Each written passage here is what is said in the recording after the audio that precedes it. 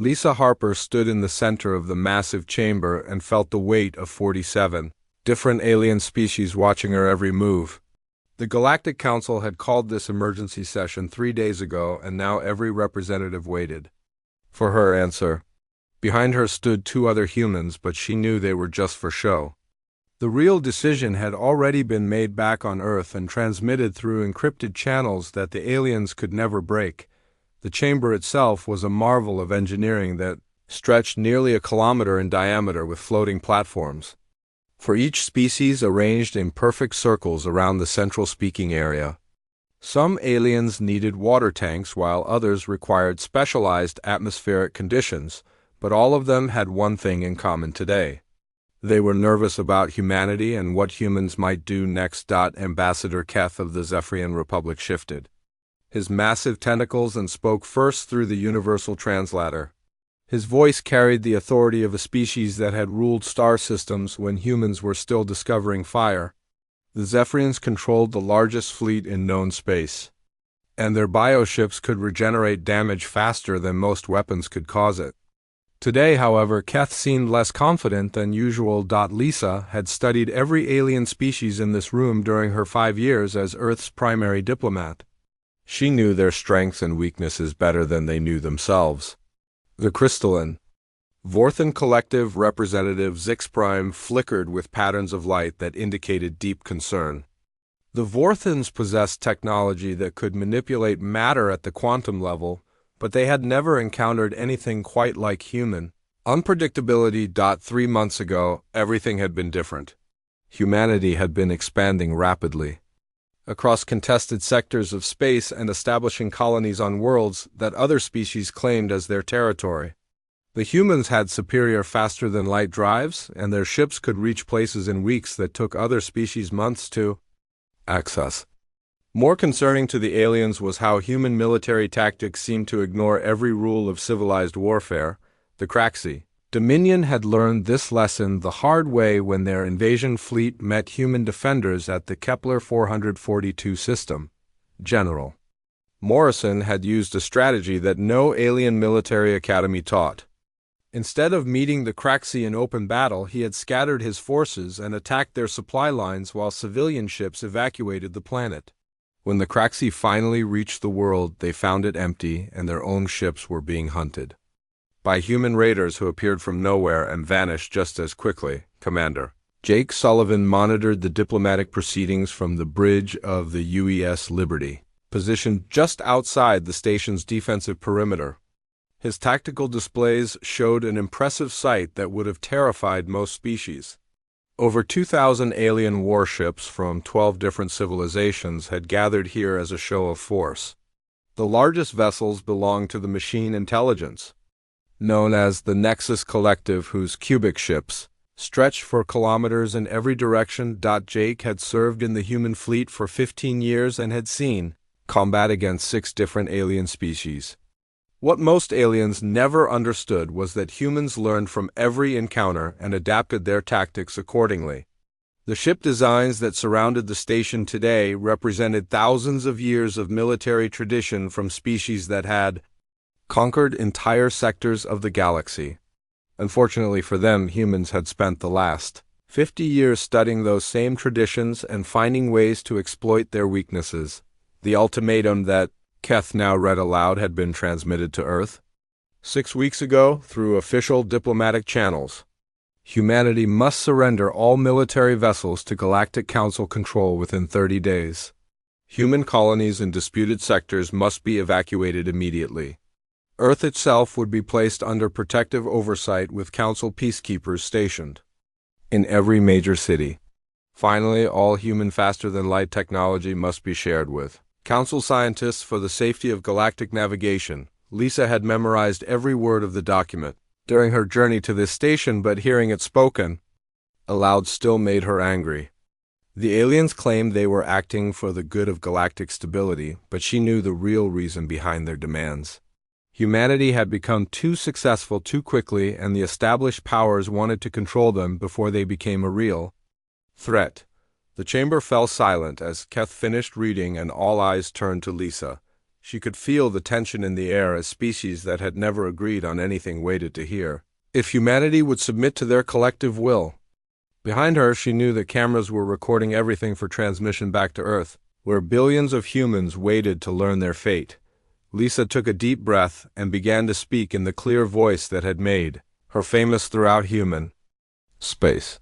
She thanked the Council for their concern about galactic stability and acknowledged their desire to prevent conflict.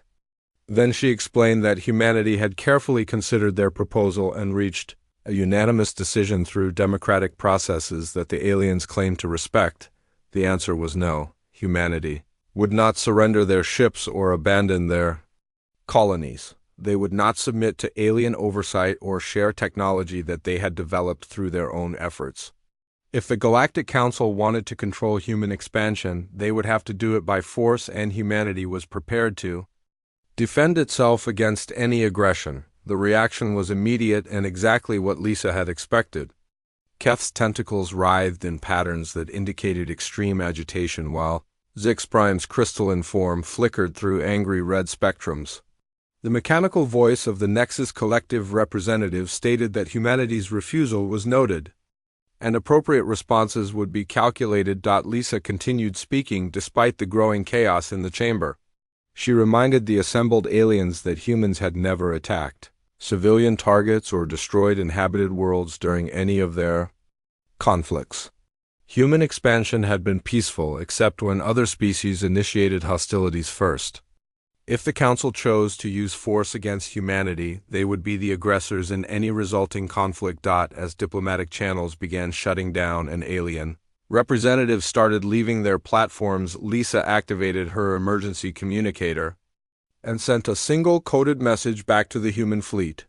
The message contained only 2 words, but Jake Sullivan understood their meaning immediately.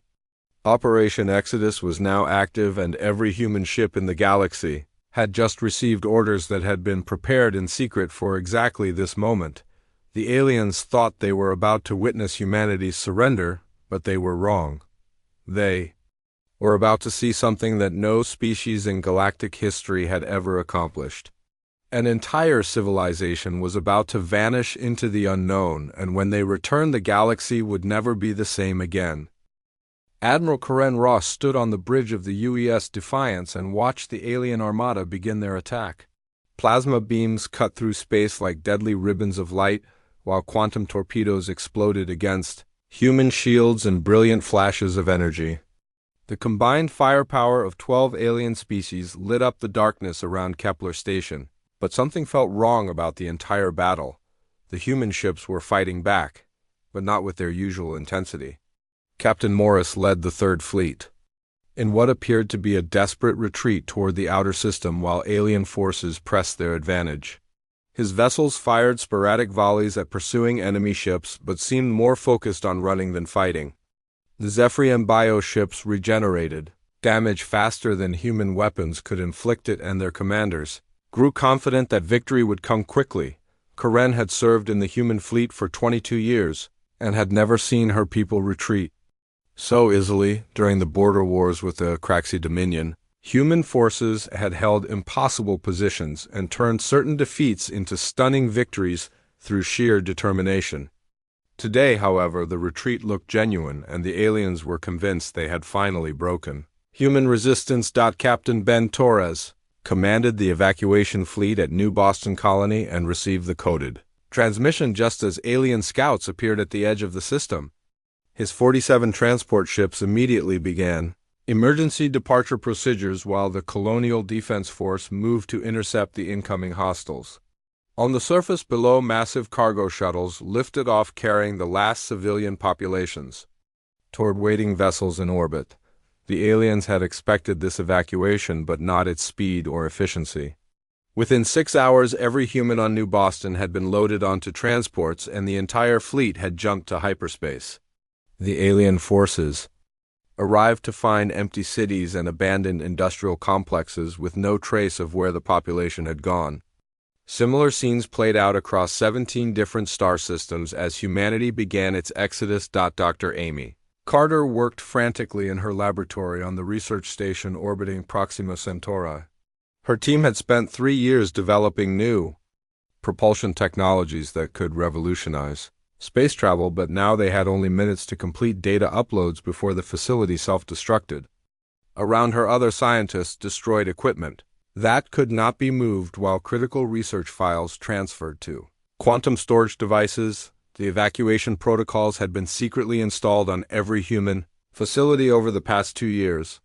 When activated, they ensured that no alien force would capture intact human technology or learn the secrets behind their rapid expansion. Amy's research on dimensional folding would have given the aliens access to transportation methods that could reach anywhere in the galaxy instantly, but now those secrets would vanish along with everything else. General Alex Turner led the final rearguard action as his small battle group provided cover for the last evacuation ships. His 12 vessels faced overwhelming odds against a Vorthan strike force that outnumbered them 50-1. The crystalline alien ships used quantum manipulation to phase through normal matter, and their weapons could disrupt molecular bonds at the atomic level. Alex had fought the Vorthans before and knew their capabilities better than most human commanders. His ships used hit-and-run tactics that kept the aliens guessing while evacuation transports jumped to safety behind them.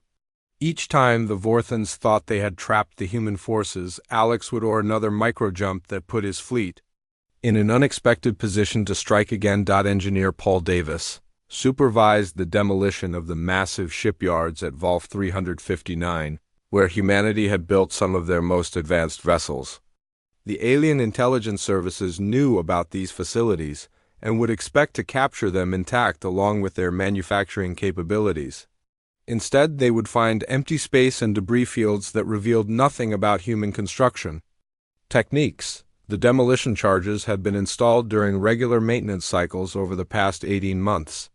When Paul activated the sequence, the explosions followed a carefully planned pattern that destroyed every piece of equipment, while making the destruction look like the result of battle damage.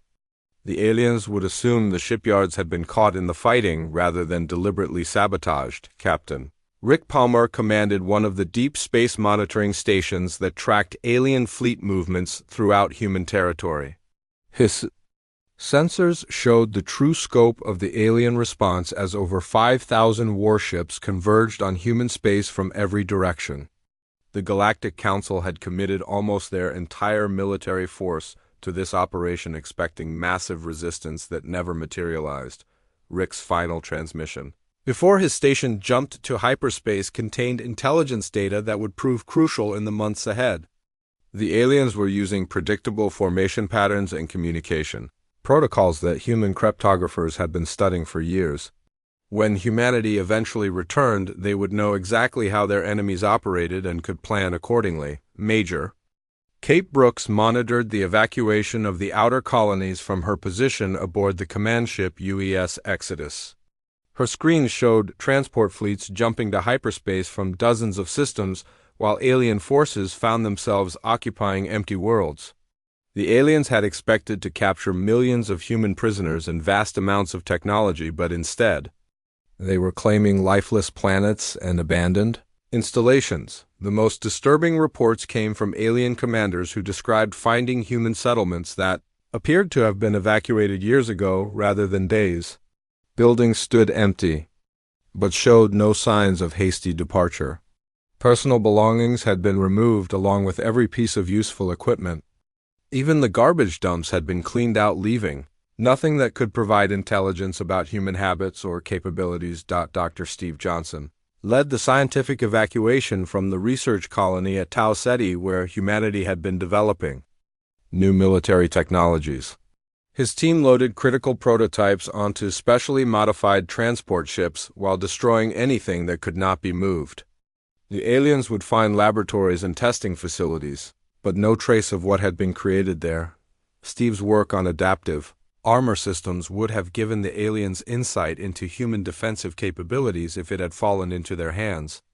Instead, the research continued aboard the evacuation fleet, where it would be refined and improved during the long journey ahead. When humanity returned, their technology would be even more advanced than when they left.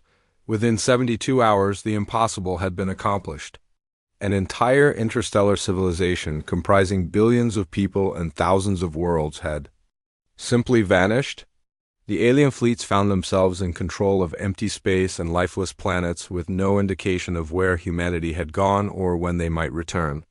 The great powers of the galaxy had won a victory that felt more like a defeat as they realized they now faced an enemy that could disappear at will and strike from anywhere without warning. Admiral Helen Price stood on the bridge of the UES Retribution and watched her strike fleet emerge from dimensional fold space directly inside the Craxi home system.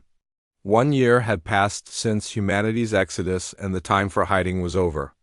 Her 12 ships appeared without warning around the alien homeworld where the largest Craxi battle fleet in history was celebrating their victory over the vanished humans. The Craxi had claimed the former human colonies as spoils of war, and their military leaders were confident that humanity would never dare return to challenge them. Their newest dreadnoughts used technology captured from abandoned human facilities, and their commanders believed they now understood how human tactics worked. They were about to learn how wrong they could be. Helen's fleet did not open fire immediately, but instead transmitted a simple message on all frequencies. The Craxi had 30 minutes to withdraw their forces from former human territory or face the consequences of their occupation. The alien commanders laughed at this ultimatum from a force that was outnumbered more than 100 to 1 by ships stationed throughout their star system. Security Chief Nicole Adams had spent the last year infiltrating alien communication networks from her hidden base in the Phantom Nebula. Her team of cyber warfare specialists had gained access to every major alien military system, while their targets remained completely unaware of the intrusion. When Helen's ultimatum expired, Nicole activated programs that had been waiting dormant in alien computers for months. The Craxi battle fleet suddenly found their ships responding to commands they had never given. Weapon systems turned toward their own vessels, while navigation computers plotted courses toward the nearest star.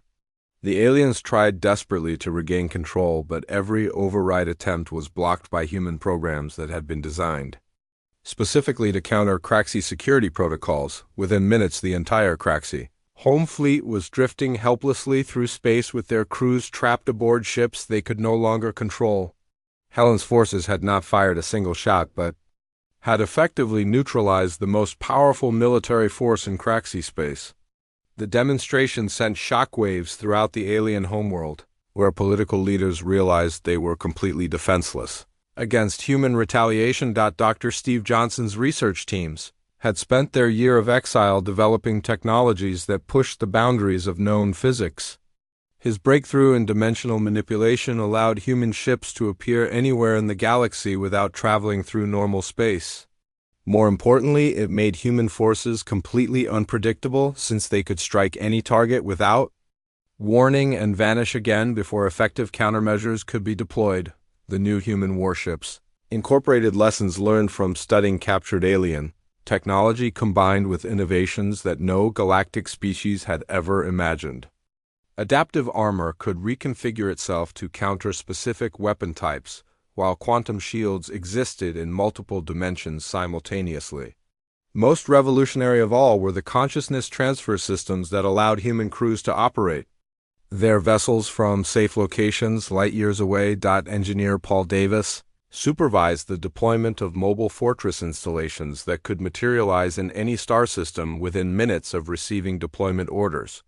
These massive structures combined industrial manufacturing with military firepower while remaining completely invisible to conventional sensors.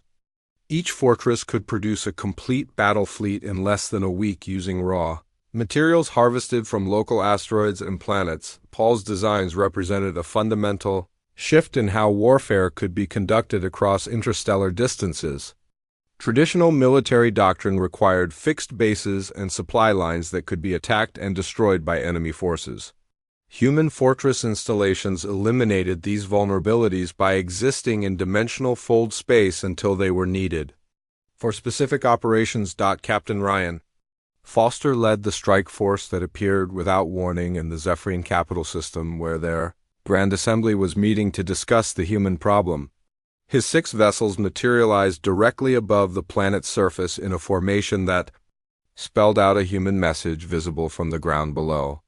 The demonstration lasted only 30 seconds before the ships vanished again, but the psychological impact was enormous. The Zephyrians had believed their homeworld was protected by the most advanced defensive systems in known space. Orbital platforms armed with bioweapons could destroy entire fleets, while quantum barriers prevented unauthorized ships from approaching the planet. Ryan's raid proved that human technology could bypass every protection the aliens possessed. Commander Lisa Grant coordinated the systematic dismantling of alien military infrastructure throughout the contested sectors. Her task forces appeared simultaneously at dozens of installations where they disabled weapons systems and destroyed strategic supplies before vanishing back into dimensional fold space. The operations were conducted with surgical precision that avoided civilian casualties while crippling alien military capabilities. Lisa's forces left behind quantum beacons that could monitor alien activities and serve as anchor points for future operations. The aliens discovered these devices too late to prevent their deployment and found them impossible to remove or deactivate. Every major alien military facility was now under constant human surveillance while remaining vulnerable to instant attack. Major Kate Brooks analyzed the flood of intelligence data as alien civilizations struggled to respond to the human campaign. Her teams intercepted communications that revealed growing panic among alien leaders who were realizing the true scope of human capabilities.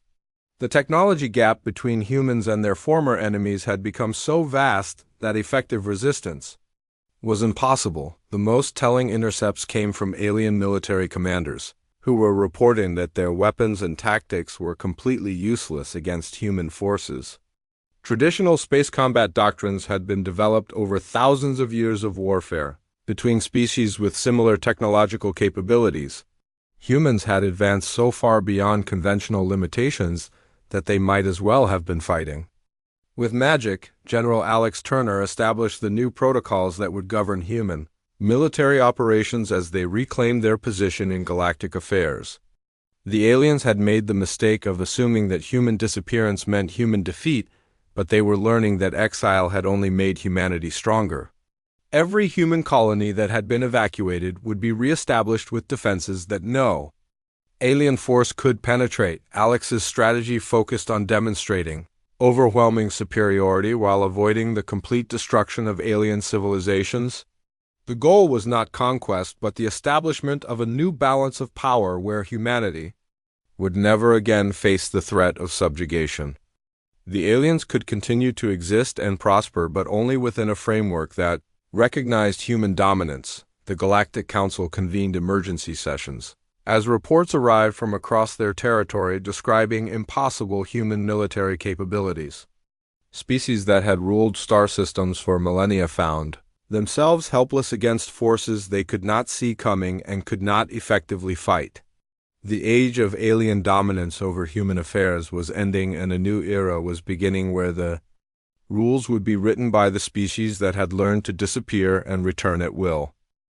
Ambassador Lisa Harper walked through the corridors of Kepler Station, exactly 2 years after her first ultimatum had been rejected in this same facility. The station looked identical to her previous visit, but everything else had changed completely. Where alien guards had once controlled every checkpoint, human security personnel now monitored the passages with technology that could detect threats across multiple dimensions simultaneously. The massive chamber where the Galactic Council met had been redesigned to accommodate the new reality of galactic politics. Human representatives now occupied the central platform while alien delegates arranged themselves in carefully assigned positions that reflected their species' new status in the interstellar community. The change was symbolic but unmistakable to everyone who witnessed it. Admiral Karen Ross commanded the human fleet that maintained position around every major alien homeworld in a display of power that no previous civilization had ever achieved. Her ships existed in dimensional fold space where they remained invisible to alien sensors but could materialize instantly if their presence was required. The demonstration of omnipresent human military capability had ended any thoughts of resistance among the former Galactic powers. Karen's vessels represented the culmination of human technological advancement during their 2 years of exile. Each ship incorporated innovations that pushed the boundaries of physics while maintaining the unpredictability that had made human forces so effective during the recent campaign. The aliens could see human ships when they chose to be visible, but had no ability to track their movements or predict their appearances. Commander Jake Sullivan served as the primary military liaison between human forces and the restructured Galactic Council. His role involved coordinating the new security arrangements that placed human peacekeepers in strategic positions throughout civilized space. The aliens had learned that human protection was far more effective than their own military forces at maintaining stability and preventing conflicts. Jake's teams operated from mobile command centers that could appear anywhere in the galaxy within minutes of detecting a potential crisis. The speed and efficiency of human response to emerging threats had eliminated most sources of interstellar conflict while demonstrating the benefits of cooperation with human authorities.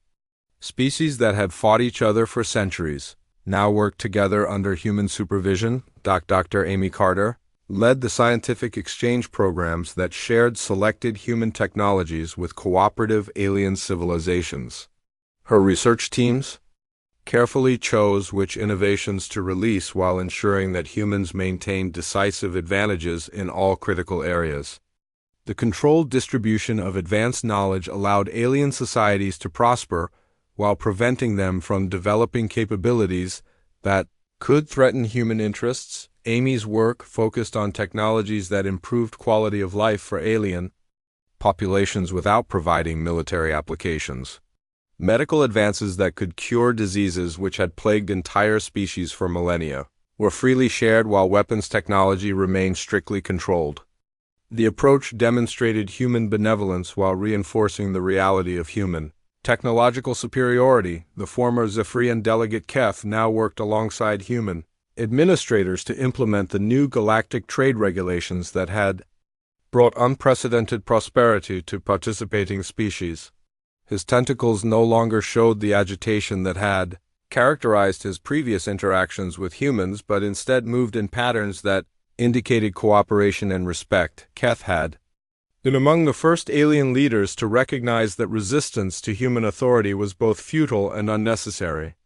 The new galactic order provided opportunities for advancement and prosperity that had never existed under the old system of competing alien empires. Species that embraced human leadership found themselves achieving levels of success they had never imagined possible. The crystalline Vorthan representative Zix Prime had also adapted to the new reality and now served as a coordinator for the scientific research programs that operated under human supervision. Her quantum form flickered with patterns of contentment as she managed projects that advanced knowledge throughout the galaxy while respecting human oversight of sensitive technologies. Zix Prime's work involved facilitating cooperation between species that had been enemies for thousands of years. The human requirement for peaceful collaboration had forced alien civilizations to resolve ancient conflicts and work together toward common goals. The result was a level of interspecies cooperation that had never been achieved in galactic history. General Alex Turner established the enforcement protocols that maintained order throughout human-controlled space. His security forces operated with such efficiency that crime and conflict had been reduced to negligible levels across hundreds of star systems. The fear of human retaliation had initially motivated compliance, but was gradually being replaced by genuine appreciation for the stability that human governance provided. Alex's approach emphasized prevention rather than punishment while demonstrating that human justice was both swift and fair. Species that violated the new galactic laws faced consequences that were proportional to their crimes but administered with a consistency that had been impossible under the previous system of competing alien jurisdictions. Captain Ben Torres managed the reconstruction of former human colonies that were being re-established with defensive capabilities that no alien force could threaten. His engineering teams created settlements that existed partially in dimensional fold space while maintaining normal access for trade and communication. The new colonies represented humanity's determination never again to be vulnerable to alien aggression. Ben's work incorporated lessons learned from studying every major alien military doctrine during humanity's exile. The reconstructed colonies could withstand attacks from conventional forces, while their hidden defensive systems could respond to threats with overwhelming force. More importantly, they served as anchor points for human control throughout the galaxy. Dr. Steve Johnson's research programs continued to advance human technology while ensuring that the gap between human and alien capabilities would continue to expand. His teams worked on projects that explored the fundamental nature of reality itself, while developing practical applications that enhanced human influence throughout the galaxy. Steve's breakthrough in consciousness transfer technology had eliminated the traditional limitations of biological existence while maintaining human identity and creativity. The implications for the future of human civilization were staggering as they opened possibilities that no previous species had ever contemplated. The mechanical representative of the Nexus Collective had also accepted human authority after calculating that cooperation provided better outcomes than resistance. The ancient artificial intelligences now worked with human researchers to unlock secrets of the universe that had remained hidden for millions of years. Lisa concluded her address to the assembled delegates by outlining the principles that would guide galactic civilization under human leadership. Peace would be maintained through strength, while prosperity would be achieved through cooperation. Species that embraced these values would find themselves welcomed as partners in building a future that benefited everyone. The age of alien dominance had ended not through conquest but through the demonstration of capabilities so advanced that resistance was meaningless. Humanity had returned from exile as the undisputed masters of galactic civilization, and the aliens, who had once sought to control them, now competed for the privilege of serving human interests. The galaxy had learned that some species could not be controlled but only convinced to share their vision of the future. Jake Morrison stood in the center of the massive crystal chamber and felt the weight of 43 alien species staring down at him. The human ambassador kept his face calm even though his heart was beating fast. He had known this day would come eventually. Earth had prepared him for many possible scenarios, but this felt different from all the practice sessions back home. The chamber was enormous and made entirely of some kind of blue crystal that seemed to glow from within. Each alien species had their own section of elevated seating that formed a perfect circle around the center where Jake stood. Some of the aliens looked almost human, while others were so strange that Jake had trouble figuring out which end was their head. The air smelled like metal and something else he could not identify. Council. Prime Zethkar rose from his throne-like seat, and Jake had to tilt his head back to look at the massive reptilian creature. Zethkar was at least 9 feet tall, with dark green scales and yellow eyes that seemed to glow in the crystal light. When he spoke, his voice came through the universal translator as a deep hiss that made Jake think of ancient dragons from Earth stories. Ambassador Morrison of the Terran species, Zethkar began, and his voice echoed through the chamber. You stand before the Galactic Council as a representative of a species that has become a problem. Jake noticed how the other aliens shifted in their seats. The blue-skinned Valorians whispered among themselves, while the insect-like hive creatures clicked their mandibles in what Jake had learned was their version of agreement. The energy beings from Nexus Prime flickered brighter, which usually meant they were excited or angry. A problem, Council Prime? Jake asked in the most respectful tone he could manage. I was under the impression that humanity had followed all galactic expansion protocols. Zethkar made a sound that the translator turned into laughter, but Jake could hear the menace in it. Protocols, yes. You have technically followed our rules. But your species expands too quickly and claims too many worlds. In the past 50 years since first contact, you have established colonies in 17 star systems, which is within the agreed limits for new species, Jake replied. His aide Susan Clark stood behind him, and he could sense her tension even though she kept perfectly still. She was a smart young officer, and Jake knew she was recording everything for analysis later. The limits were set for normal species, interrupted Counselor Vexthal of the Valorians. The blue-skinned alien's voice was higher pitched than Zethkar's, but no less hostile. Your kind breeds too fast and adapts to environments that should be uninhabitable. You turn dead rocks into garden worlds in decades where it should take centuries. Jake almost smiled at that. Humans were good at making hostile places livable. They had learned that skill on Earth where almost every environment tried to kill them in different ways. Deserts, frozen wastelands, deep oceans, high mountains, humans had found ways to live in all of them long before they reached the stars. We are efficient at terraforming, Jake admitted. But we have shared our techniques freely with other species as required by the technology sharing accords. That is part of the problem, hissed Admiral Kriksta from the military section. The six-armed creature's voice carried clear anger. Your technologies are too advanced for such a young species. Your weapons are primitive but devastatingly effective. Your ships are ugly but impossibly fast. Your soldiers are small but they fight like demons. Jake kept his expression neutral, but inside he was starting to understand where this was heading. The Council was not concerned about human expansion rates or technology sharing. They were afraid. The most powerful alliance in the galaxy was afraid of a species that had barely left their home system 50 years ago. Council Prime, Jake said carefully. What exactly is the Council proposing? Zethkar's yellow eyes seemed to glow brighter, and when he spoke the entire chamber fell silent. The Galactic Council has reached a unanimous decision regarding the Terran species. Your expansion ends now. The words hung in the air like a physical thing. Jake felt Susan tense behind him, and he could hear her quietly activating recording devices that were definitely not standard diplomatic equipment.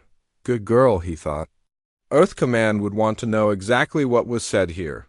You have 72 standard hours to withdraw all human presence from every system except Sol. Zethkar continued. Every colony, every mining operation, every research station, every military outpost must be abandoned.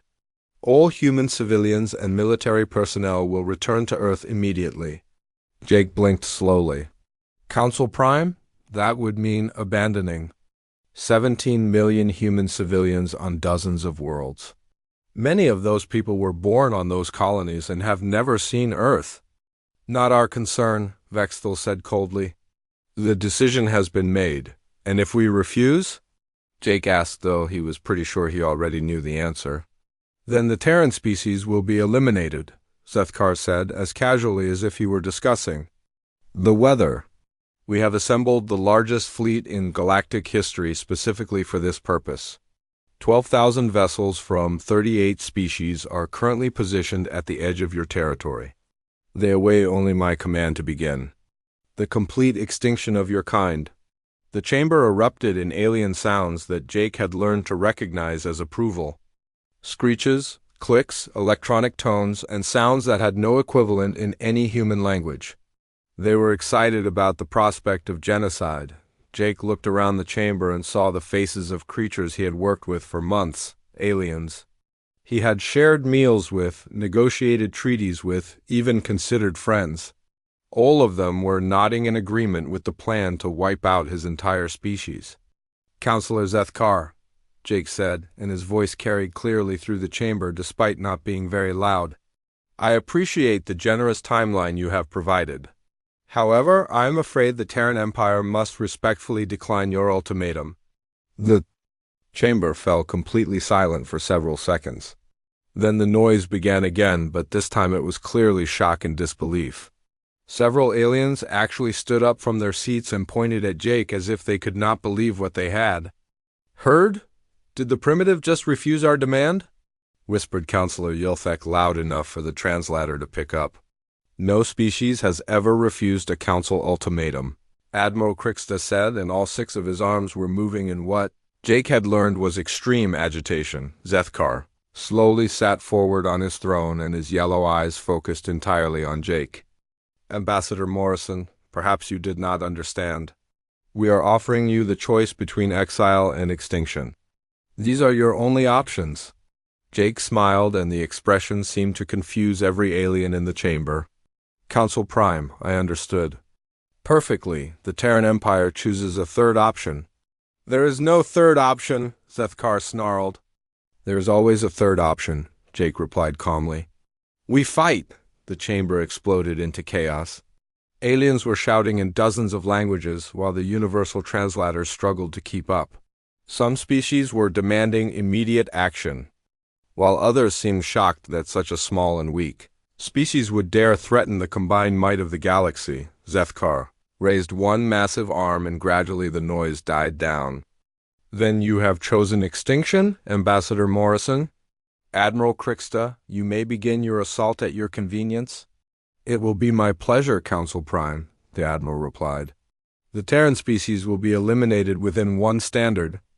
Weak. Jake nodded politely to the Admiral. We shall see, Admiral, we shall see. What none of the aliens in the chamber knew was that Captain Ben Hayes of Terran Intelligence had been monitoring their communications for the past 6 months. Hidden in the asteroid belt of a system 3 jumps away, human listening posts had recorded every planning session, every fleet movement, and every strategic discussion. The Galactic Council thought they were about to surprise humanity with overwhelming force. They had no idea that humanity had been preparing for this exact scenario since the day they first met alien species. The Council was about to learn why. Earth had conquered a planet full of predators long before humans ever reached the stars.